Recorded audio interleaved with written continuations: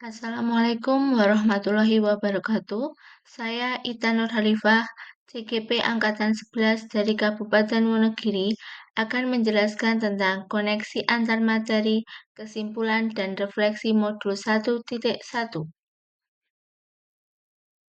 Sebelum saya mempelajari konsep pemikiran Ki Hajar Dewantara, saya melakukan pembelajaran di kelas dengan berpusat pada guru, yang sebagian besar menggunakan metode ceramah, sedangkan peserta didik hanya mengikuti perintah yang saya berikan, sehingga merdeka belajar belum tercapai.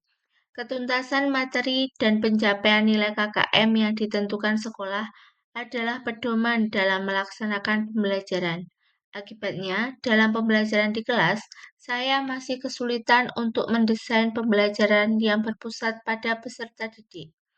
Di samping itu, saya jarang sekali melakukan refleksi terkait pembelajaran yang saya lakukan, sehingga saya tidak mengetahui sejauh mana keberhasilan proses pembelajaran yang sudah berjalan.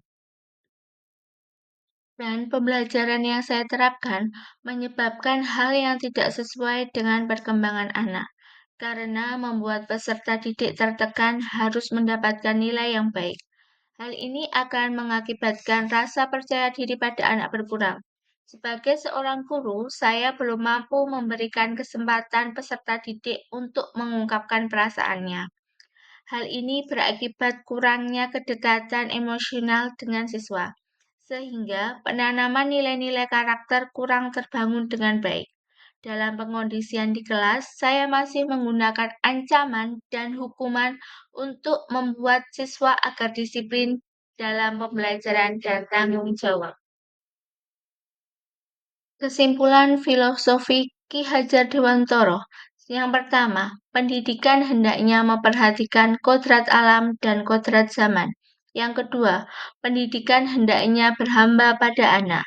Yang ketiga, pendidikan harus menuntun kepada kodrat anak supaya mencapai keselamatan dan kebahagiaan sebagai seorang manusia maupun anggota masyarakat. Yang keempat, pendidikan seharusnya menjadi tempat tumbuhnya kebudayaan. Kelima, permainan bisa digunakan untuk belajar sesuai kodrat anak. Setelah mempelajari konsep pemikiran Ki Hajar Dewantara, pendidikan sesuai kodrat alam dan kodrat zaman, artinya saya sadar bahwa setiap anak itu unik. Mereka memiliki karakteristik, bakat, dan kemampuan yang berbeda-beda.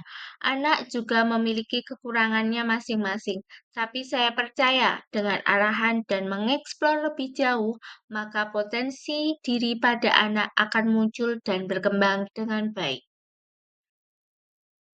Selanjutnya adalah pendidikan yang berhamba pada anak. Artinya, kita harus memerdekakan dan membuat peserta didik belajar tanpa adanya tekanan sesuai dengan karakteristik dan kemampuan anak. Karena mereka mempunyai gaya belajar yang berbeda-beda, seperti gaya belajar visual, audiovisual, audio, dan kinestetik. Strategi yang saya akan lakukan adalah mengidentifikasi gaya belajar anak, mengetahui hambatannya, kemajuan dan perkembangan anak dalam belajar. Didik sebagai proses menuntun, memberikan berbagai materi kepada siswa tanpa memperhatikan kemampuan dan bakat siswa dapat membuat tertekan dalam belajar. Guru harus mampu menuntun siswa sesuai bakat, minat, dan kemampuannya. Saya sebagai pendidik berusaha untuk menciptakan suasana belajar yang menyenangkan agar tujuan pembelajaran tercapai.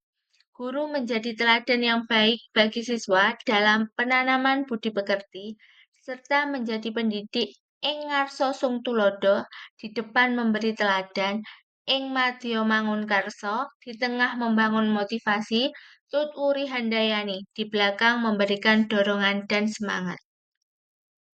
Yang selanjutnya adalah pendidikan dengan kodrat anak bermain, yaitu melalui permainan anak dapat mengembangkan beberapa hal seperti keterampilan sosial, kognitif, motorik, dan kreativitas secara holistik.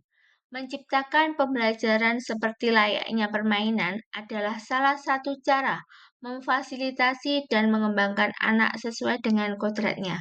Dengan permainan, kita mengenalkan karakteristik anak yang tumbuh di lingkungan penuh kebudayaan serta mengajak anak untuk melestarikannya. Penerapan untuk mewujudkan pemikiran Ki Hajar Dewantara.